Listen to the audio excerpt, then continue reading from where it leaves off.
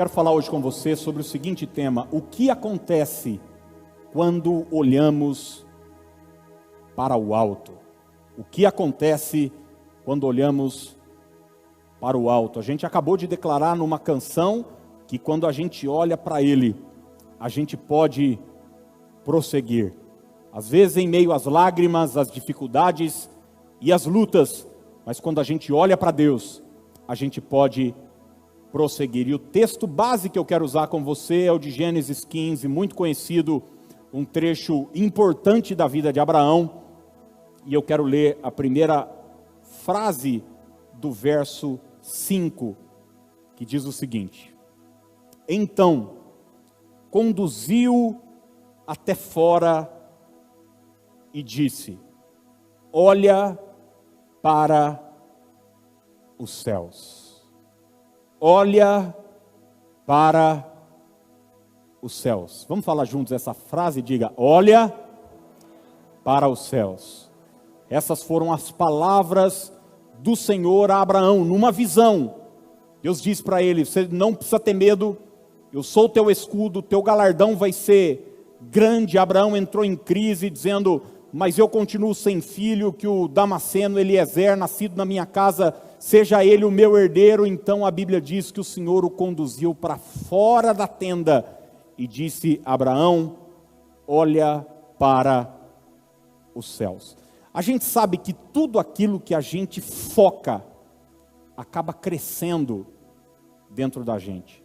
É interessante como duas pessoas podem estar no mesmo ambiente e algo chamar a atenção de uma pessoa e passar desapercebido da outra pessoa. É muito comum isso. Eu com a minha esposa, você vai ver às vezes alguém olhando um álbum de fotografia. Às vezes você olha uma coisa, alguém percebe e outra pessoa não vê aquilo, porque é o poder do foco. Aquilo que a gente foca, aquilo que a gente presta atenção, aquilo que tem o nosso interesse, acaba crescendo dentro da gente. E o convite de Deus aqui para o pai da fé, Abraão, é esse: olha para os céus. Mas não é sobre Abraão que eu quero falar com você hoje à noite. Eu quero falar sobre Jesus. A Bíblia diz que durante o ministério de Jesus aqui na terra, se você ler os evangelhos com carinho e com cuidado, e eu tenho lido os evangelhos todo dia, pelo menos 2 capítulos, eu tenho às vezes uma leitura ou outra em outros textos do Antigo Testamento, algum livro que eu esteja lendo, mas é sempre bom ler o Evangelho, Mateus, Marcos, Lucas e João. E relendo os Evangelhos, essa expressão de erguer os olhos para o céu, de olhar para o alto, de olhar para cima, me chamou a atenção no ministério de Jesus. E eu separei aqui 4 textos do Evangelho, Mateus, Marcos, Lucas e João, onde Jesus olha para o alto, onde Jesus olha para cima. 4 momentos do seu ministério terreno, onde o seu olhar, o seu foco está no céu. E o que isso gerou e produziu na vida de Jesus. O que aconteceu quando Jesus olhou para o alto? E o primeiro texto que eu quero ler com você é o de João, capítulo 17. Não está em ordem cronológica dos acontecimentos, mas o primeiro texto que eu separei é o de João 17. Há 2, 3 semanas nós falamos sobre esse momento, sobre a oração sacerdotal de Jesus. E eu quero voltar no início dessa oração para nós olharmos algo precioso da palavra. Eu não precisaria explicar, mas eu vou talvez explicar para alguns desentendidos. Esse olhar para o alto não é um olhar literal, tá bom? Aqui no caso foi, mas com um princípio espiritual. Eu não estou falando que você vai sair daqui do culto hoje e ir embora olhando para o céu. Provavelmente você vai tropeçar em algum lugar ou bater seu carro. Não é disso que se trata, mas eu estou falando de prestar atenção nos movimentos de Deus, prestar atenção naquilo que Deus está fazendo, naquilo que o Senhor está realizando, prestar atenção no céu. João 17, verso 1 diz assim: tendo Jesus falado estas coisas, levantou os olhos ao céu. Vamos repetir juntos? Diga: levantou os olhos ao céu e disse: Pai, é chegada a hora. Levantou os olhos aos céus e disse: Pai, é chegada a hora. E o primeiro ensinamento que eu quero deixar aqui para nós hoje à noite é o seguinte: quem olha para o céu discerne os ciclos da vida. Quem olha para o céu discerne, entende os ciclos da vida. Tem alguns dias eu preguei sobre o Evangelho de João, e todas as vezes em que a expressão minha hora aparece, desde Caná da Galileia, quando Maria diz para Jesus: eles não têm mais vinho, e Jesus diz para ela: a minha hora não é chegada.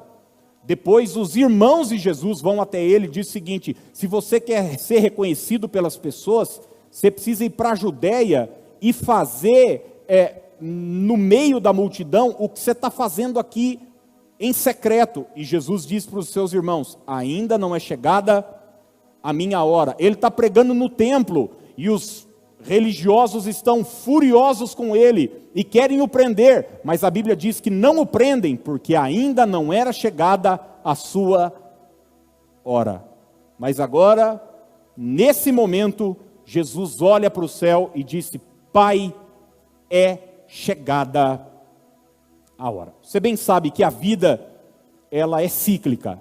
A nossa vida é feita de fases, de momentos, de estações, e nem sempre é fácil, é simples entender e respeitar os ciclos da vida. Se a gente quiser discernir os ciclos da vida por pura sabedoria humana, por inteligência carnal e natural, a gente provavelmente não vai conseguir discernir. Mas se a gente estiver olhando para o alto, seremos capazes de, como Jesus, entender que a nossa vida tem etapas.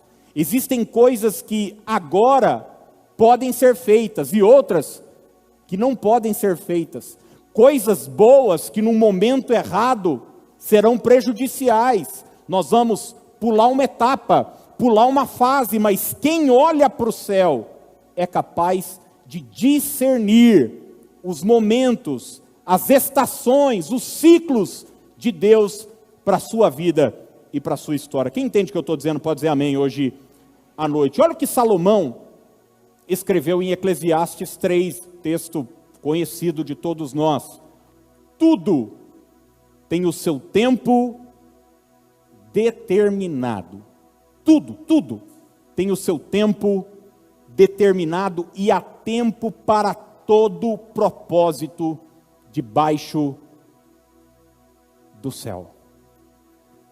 Agora, se você continuar lendo Eclesiastes 3, você vai descobrir que a vida é feita de momentos bons e momentos difíceis.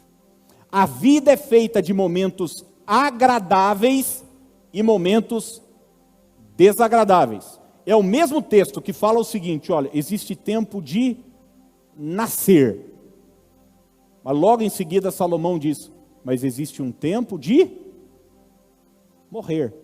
Ele diz: tem tempo de guerra, difícil, ruim, mas tem tempo de paz. Tem tempo de chorar. Você sabia que o choro é importante?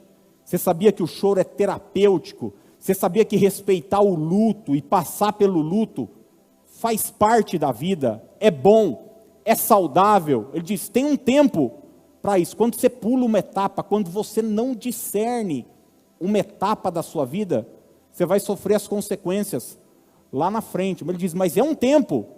O mesmo texto que diz que tem tempo de chorar, diz que tem um tempo que é um tempo de saltar de alegria.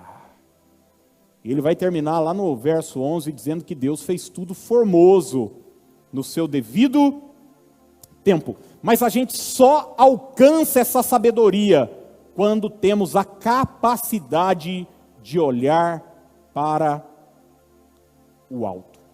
Quando o nosso foco é aqui, na vida presente, nas pessoas, na opinião dos outros, no que está acontecendo, na mudança do cenário político, nas circunstâncias adversas ou não, no que estão falando da gente, nos críticos a gente pira, não é verdade? Mas quando o nosso foco é o alto, nós conseguimos entender as estações de Deus na nossa vida. Olhar para o alto vai nos fazer lembrar que a nossa história, toda a nossa história está nas mãos do Senhor. Olha, gente, você sabe, muita gente, depois de tudo que eu enfrentei com a questão da leucemia e tal, veio me procurar e falar: poxa, Aquiles, como você conseguiu enfrentar bem aquilo, assim, de cabeça erguida, com fé? E eu quero dizer para você que um dos segredos para você enfrentar bem, de maneira saudável, uma adversidade, é olhando para o alto e, consequentemente, recebendo do alto essa verdade, essa revelação, que aquilo que você está vivendo é um momento, é uma estação, é um ciclo, é um período, não é sua identidade, é só um momento pontual. O tempo todo eu dizia para mim mesmo: vai passar, vai acabar, vai ter fim, vai acabar. Jesus disse: no mundo passais, passa, acaba. As lutas, as dificuldades têm prazo de validade. Você sabe que logo depois de terminar todo o ciclo mais pesado, né, quando eu estava fazendo a quimioterapia, eu ia para o hospital, fazia a quimioterapia e ficava praticamente um mês em casa, sentado, quase moribundo. Se alguém teve a infelicidade de passar por uma coisa dessa, sabe do que eu estou falando. Depois voltava para o hospital, mais uma quimioterapia, e foram 3 meses. Daí quando acabaram-se os 3 meses, eu falei: benção, agora vai. Daí o médico falou assim para mim: agora é o seguinte, toda semana você tem que ir no hospital e tomar uma injeção. Toda semana, gente. E pensa numa injeção doída. A cada 3 meses você vai tomar um remédio que vai te deixar zureta, e deixa mesmo, e você vai ter que tomar uma injeção. E eu perdia toda a tarde de quarta-feira para ir no hospital. Chegava lá 2 da tarde, às vezes saía 5:30, para tomar uma injeção de 10 segundos. Mas tinha gente, espera. E entrar na sala de quimioterapia. Eu não sei você, mas eu tenho um problema com cheiro. Memória olfativa minha é forte. Eu senti o cheiro daquela sala. Tudo voltava. Os momentos difíceis, as angústias. Já tinha, a parte mais difícil do tratamento já tinha passado. Mas aquilo tudo voltava. Mas cada dia que eu ia lá e tomava uma injeção, eu até brincava com a Dani, né? Porque ele falou: vão ser 2 anos. Então eu falei: bom, 1 ano tem 52 semanas, 2 anos, 104 semanas, são 104 injeções. Vamos lá. Na hora que eu tomei a 104ª, eu saí e falei: bom, uma menos. E cada semana eu ia, dizia: venci mais uma etapa. Isso foi me dando força. Isso foi me dando força. Acabaram-se as injeções. Foram tirando gradualmente os medicamentos. Segunda-feira agora eu tive um retorno. Agora está espaçando, né? Só vou ter um retorno em março, porque em fevereiro tem a última e definitiva dose final da medicação. Sabe o que me deu força, gente? Cada dia é saber: vai acabar. Se você fica dando muita atenção, se o seu olhar fica fixo na sua dor, nas suas emoções, nos seus questionamentos, na sua incompreensão daquilo que você está vivendo, você vai para um caminho de vitimização, Você vai para um caminho de achar que tudo está contra você, mas quando você é capaz de, no meio da dor, olhar para o alto, você recebe do alto a seguinte mensagem: é só uma fase, vai passar, vai acabar, eu estarei com você todos os dias até a consumação dos séculos. Inclusive nos dias ruins, Jesus respeitou as etapas e os ciclos da vida. Jesus não veio ao mundo grande já e começou o ministério, não, nasceu, bebezinho, foi crescendo.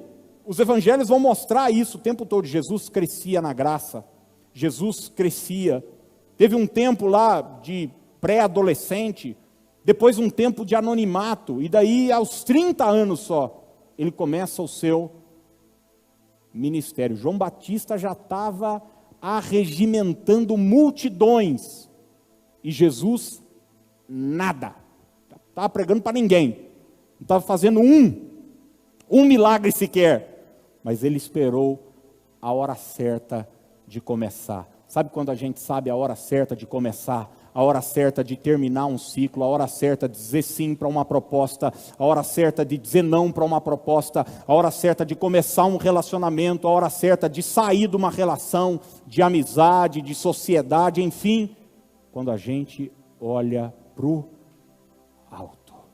E o meu convite para você hoje é que você saia daqui olhando para cima, porque olhando para cima você vai conseguir perceber os tempos de Deus para a sua vida e para a sua história. O segundo texto que eu separei para nós é o de Mateus capítulo 14.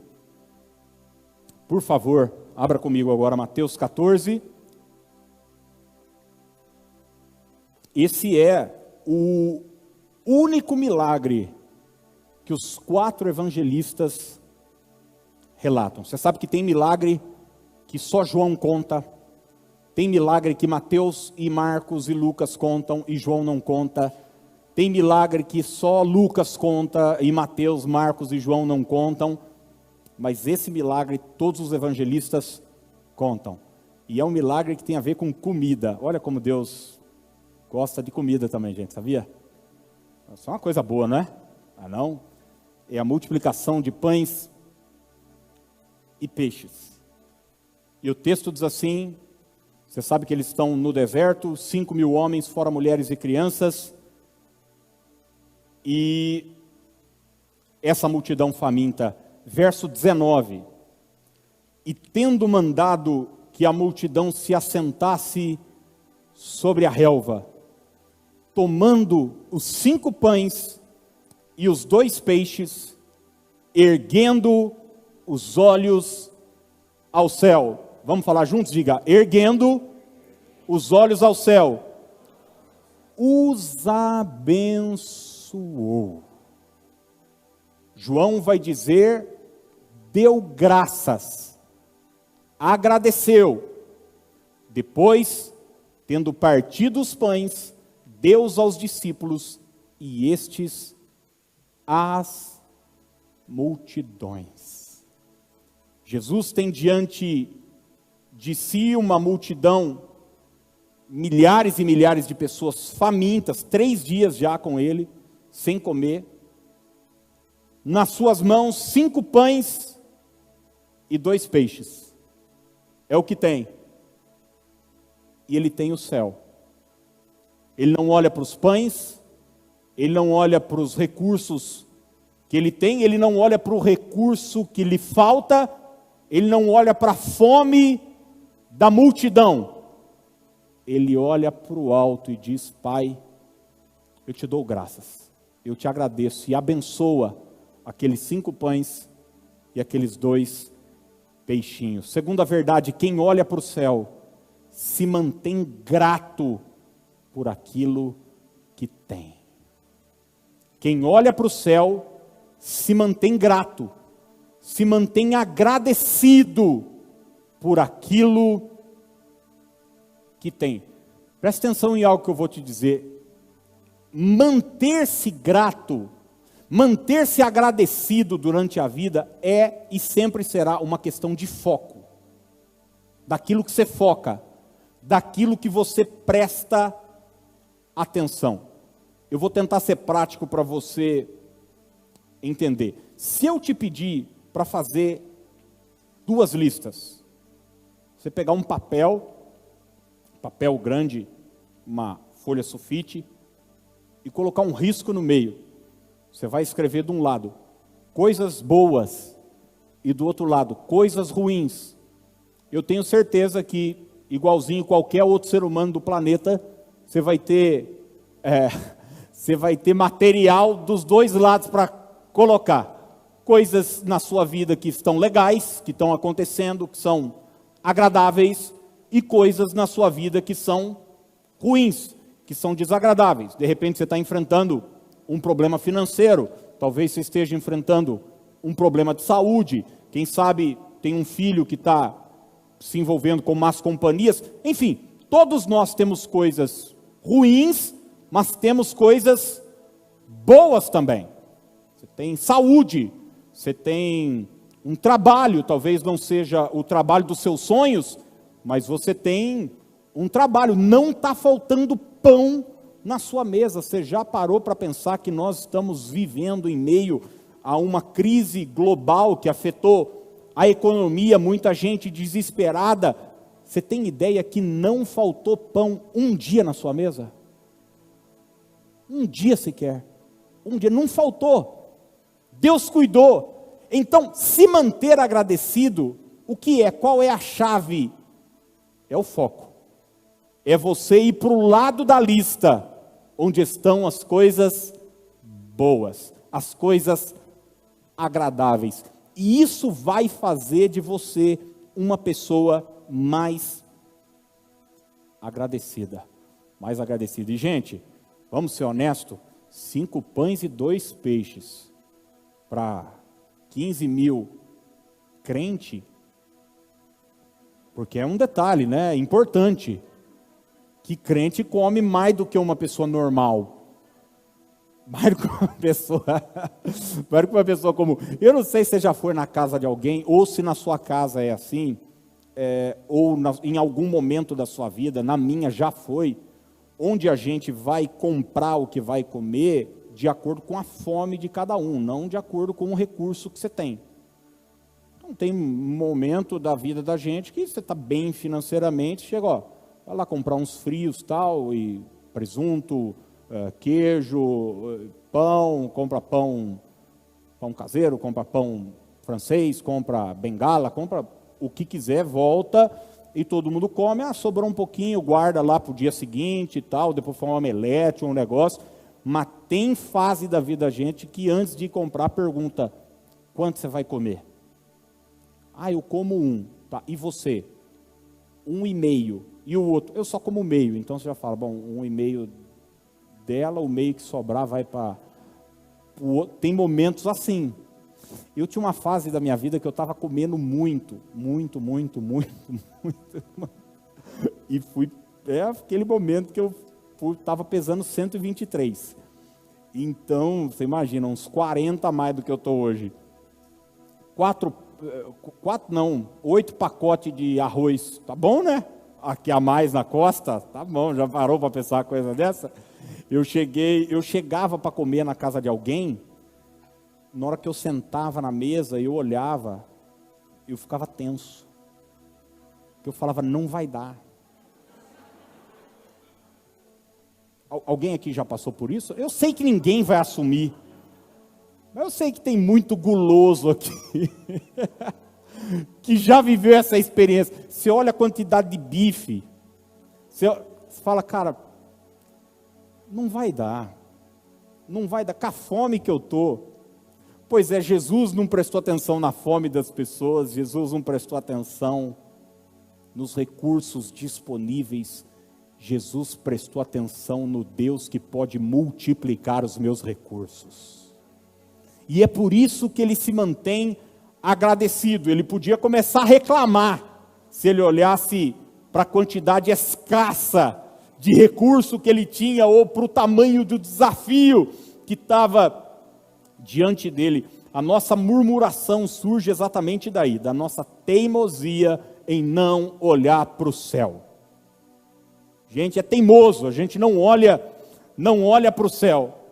Você vai ver a história do apóstolo Paulo, e você vai ver Paulo que enfrentou duras lutas, duras dificuldades durante toda a sua vida, sempre escrevendo sobre gratidão. Eu estou agradecido a Deus pela vida de vocês, eu sempre dou graças a Deus pela vida de vocês. Paulo não olhava a perseguição, ele não ficava dando bola para as críticas, para as dificuldades. Você vai ver ele citar o espinho na carne, que é uma coisa constante na vida dele.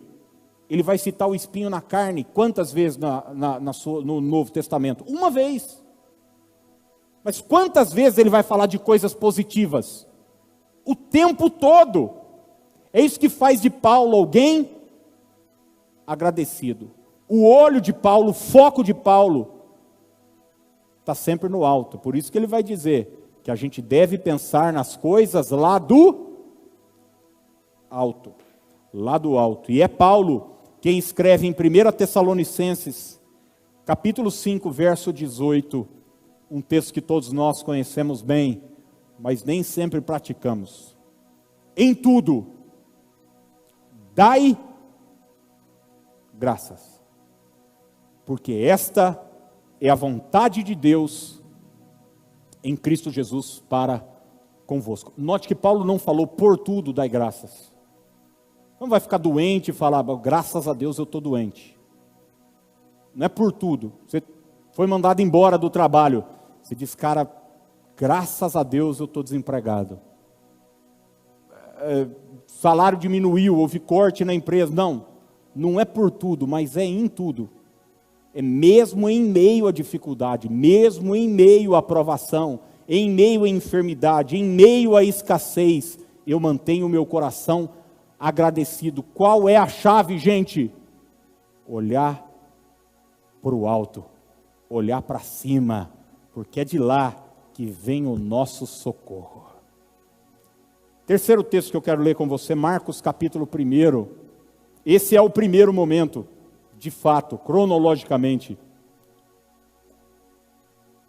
É óbvio que Jesus olhou para o céu muitas outras vezes, mas do relato do Evangelho, Marcos 1:10, ele está no Jordão, sendo batizado por João Batista, e a Bíblia diz o seguinte, logo, ao sair da água, viu os céus. Vamos repetir juntos? Diga, viu os céus. Viu os céus rasgarem-se, e o Espírito descendo como pomba sobre ele. Terceira verdade, quem olha para o céu, recebe a presença do Espírito Santo. Eu vou repetir, quem olha para o céu, quem mantém seu foco, quem mantém seu olhar no alto, recebe a presença do Espírito Santo. Seja honesto, quando você dá atenção às coisas terrenas, as coisas humanas, as coisas dessa vida, o que ganha força é sua carne. Sua carne ganha força. Mas quando você presta atenção nas coisas do alto, nas coisas espirituais, seu espírito se fortalece. É o Espírito Santo que ganha força dentro de você. Olha o que Efésios 5, 18 a 20 nos diz. E não vos embriagueis com vinho, no qual há dissolução, mas o que? Enchei-vos do Espírito. E agora ele vai falar como que a gente se enche do Espírito. Falando entre vós com salmos, entoando e louvando de coração ao Senhor, com hinos e cânticos espirituais, dando sempre graças por tudo a nosso Deus e Pai, em nome de nosso Senhor Jesus Cristo. Quando a gente está adorando, quando a gente está ligado no alto, quando a gente está é prestando atenção no céu, a gente é cheio do Espírito Santo. Seja honesto, qual foi o melhor momento espiritual da sua vida? Responda para você mesmo, aquele momento em que você estava melhor espiritualmente, mais cheio do Espírito Santo. Será que foi aquele momento em que você não perdia um jogo do Brasileirão? Onde você estava ligado naquela série, maratonando todas as séries da Netflix, quando você não perdia uma novela. Uma vez eu fui fazer uma visita para uma família, eu pastoreava em Rio Claro ainda, e uma moça lá entregou a mãe. Ela falou: pastor, você vê minha mãe aí, você acha que ela é muito crente? Ela começa a assistir novela 2 da tarde e vai terminar às 11 da noite, viu? Que momento a gente se sente mais forte espiritualmente? Ou foram aqueles momentos em que você estava mais lendo a palavra, orando, jejuando, prestando mais atenção no céu, nas coisas do alto, nas coisas de Deus? Quando a gente está ligado com as coisas de Deus, o Espírito Santo se manifesta de uma forma mais surpreendente na nossa vida.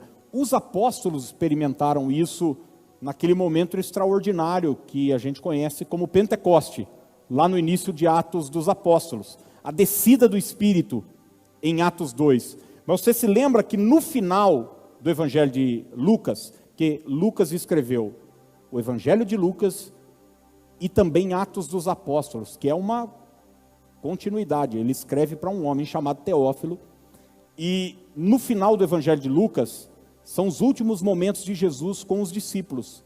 E olha o que o texto diz, Lucas 24, 49. Eis que envio sobre vós a promessa de meu Pai. Permanecei, pois, na cidade. O que é que diz o texto aí?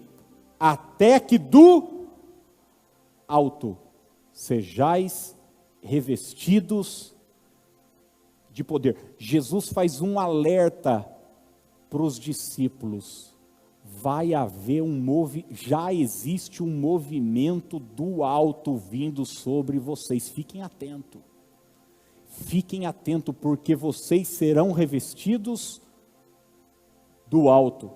Não é à toa que você vai ver o início da igreja primitiva. Eles estão como, gente, antes do Pentecoste? Orando, jejuando, buscando a Deus todos os dias, no templo, lendo a palavra, em comunhão, partindo o pão. Eles estão ligados nas coisas do alto.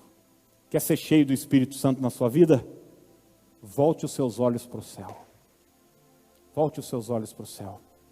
Quem sabe você está tão preso nas coisas aqui da terra. E, gente, é fácil, não é? Porque é tão sedutor, não é? É tão sedutor as coisas da terra, os prazeres desse mundo, sucesso, conquista material, reconhecimento de pessoas. Mas isso tudo só vai fortalecer a nossa carne. Mas se a gente for capaz de prestar atenção no alto, seremos fortalecidos e cheios do Espírito Santo. E o quarto e último momento que eu quero chamar a sua atenção é João 11. Esse é o último milagre antes da crucificação de Jesus. Seu amigo Lázaro morreu, ele está em Betânia, e nós vamos ler o verso 41 até o 44. Ele está de frente para o túmulo. Lázaro era seu amigo, Lázaro era alguém que Jesus amava. O texto anterior chega a dizer que Jesus estava chorando, ele amava Lázaro, amava as irmãs de Lázaro, Marta, Maria. E o texto diz assim: tiraram então a pedra. Tiraram a pedra do túmulo. Era como uma caverna, gente, que as pessoas eram enterradas naquele momento. Tiraram a pedra. E Jesus, levantando os olhos para o céu. Vamos dizer isso juntos? Diga assim: levantando os olhos para o céu. Eu continuo agora. Disse: Pai, graças te dou, porque me ouviste. Olha só, lembra da gratidão? Aliás, eu sabia que sempre me ouves, mas assim falei, por causa da multidão presente, para que creiam que tu me enviaste. E tendo dito isto, clamou em alta voz: Lázaro, vem para fora. Saiu aquele que estivera morto, tendo os pés e as mãos ligados com ataduras, e o rosto envolto num lenço. Então lhes ordenou Jesus: desatai-o e deixai-o ir. Quarto e último lugar: quem olha para o céu experimenta milagres extraordinários. Quem olha para o céu, quem presta atenção no alto, em Deus.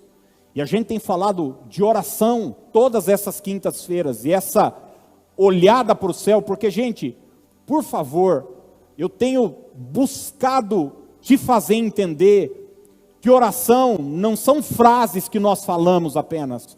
Oração é um estilo de vida. Oração é um jeito de viver. Oração é colocar nossa atenção em Deus.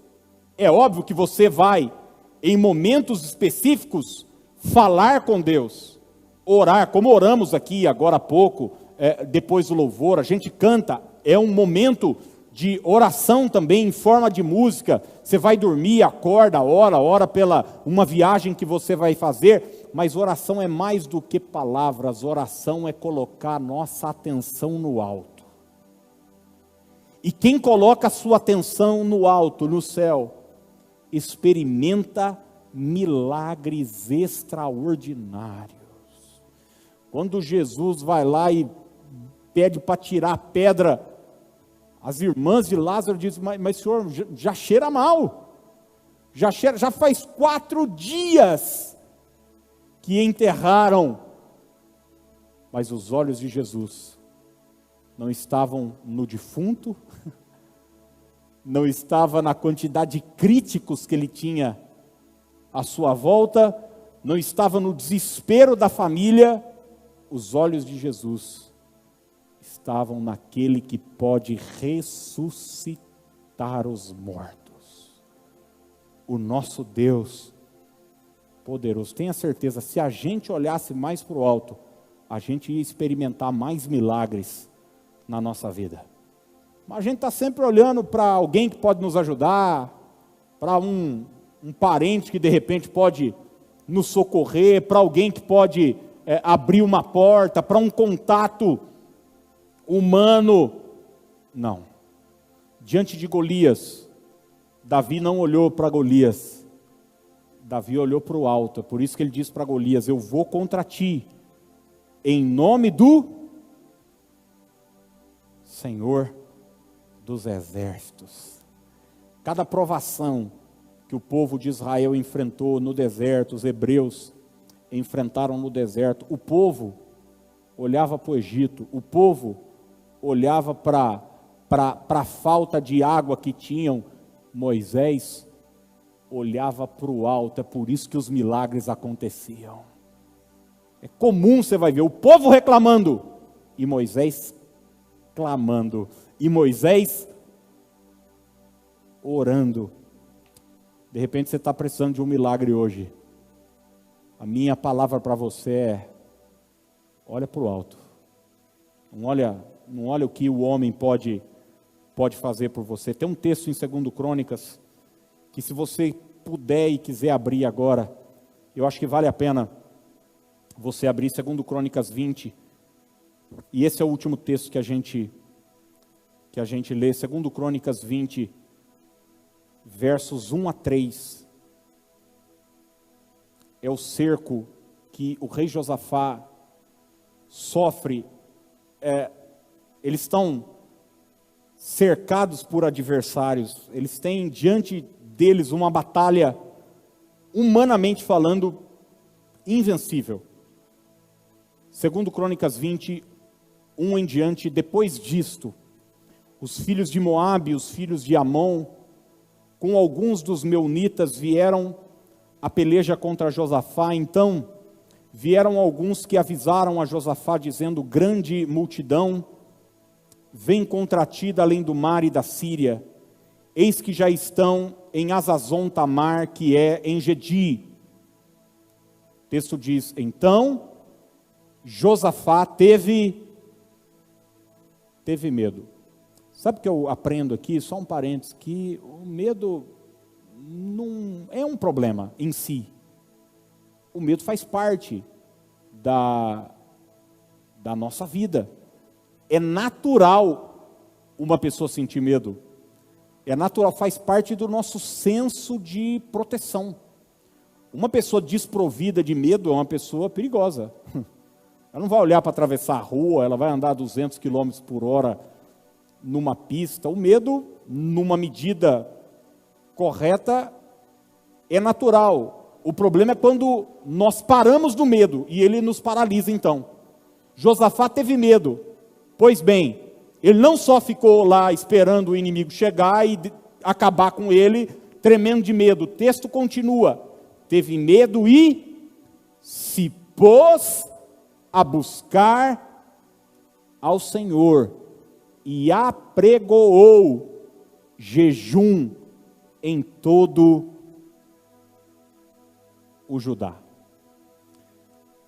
Eu não separei esse trecho aqui, mas o verso 12, você pode olhar aí na sua Bíblia. Josafá está orando, e no meio da oração, ele diz o seguinte, a última frase do versículo 12, ele diz para Deus: não sabemos nós o que fazer, porém, os nossos olhos estão postos em Ti. Talvez você chegou aqui dizendo assim: pastor, eu estou vivendo um momento da minha vida que eu não sei o que fazer. Eu não sei, as dívidas chegaram, os problemas chegaram, o diagnóstico é contrário, a palavra do médico é que é irreversível, meu filho só piora, quanto mais eu oro a situação, eu não sei o que fazer. Eu quero dizer para você que isso não é uma coisa ruim, isso é uma coisa maravilhosa, porque normalmente quem tem já uma boa estratégia humana, tem tudo para quebrar a cara. Mas quando você não sabe o que fazer e olha para Deus, aí está a chave da sua vitória. Está o começo. Josafá falou: eu não sei o que fazer, eu não estou preparado, eu não tenho arsenal para enfrentar esse exército, eu não tenho material humano para enfrentar esse exército, eu não tenho uma estratégia para enfrentar esse grande exército que está vindo contra mim, mas uma coisa eu vou fazer, eu vou olhar para Deus. E depois eu quero que você leia em casa o final dessa batalha, que eles nem precisaram batalhar. O Senhor só falou para eles o seguinte: toma posição, bota os levitas na frente, começa a adorar, porque essa batalha pertence ao Senhor. A chave, olha para o alto. Quando você olha para Deus, você está prestes a enfrentar, a experimentar, milagres extraordinários. Enquanto o pessoal da música chega, eu li há alguns anos um livro chamado O que há de melhor em você, de um escritor americano. E ele relatou uma coisa que eu acho que tem tudo a ver com isso que nós estamos falando. São 2 parágrafos curtinhos. E eu quero ler para você. Um famoso equilibrista, sabe esse povo que anda em corda, de um lado para o outro, tem centenas e centenas de metros eles atravessam, às vezes de um cânion ao outro. Pois é, um desses caras, ao ser questionado de como conseguia tornar seu desempenho parecer tão fácil,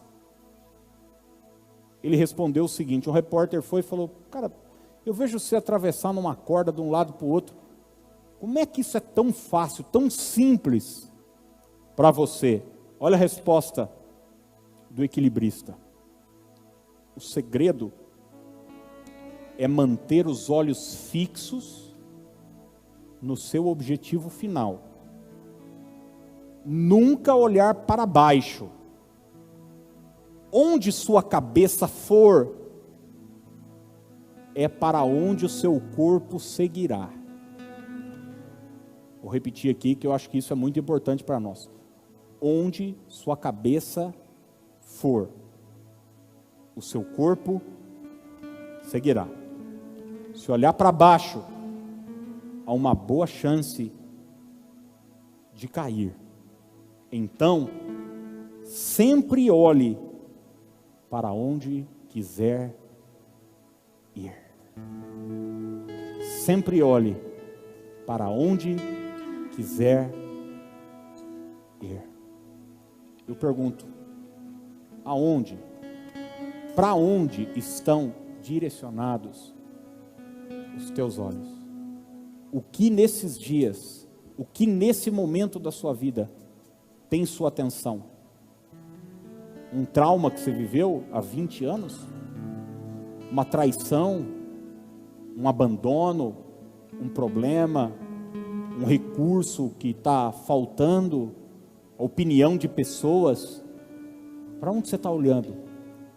No que você está colocando o seu foco? Eu quero te convidar hoje a fazer como Abraão, como Jesus. Olha para o céu. Deus disse a Abraão: olha para o alto, conta aí as estrelas, assim será a tua descendência.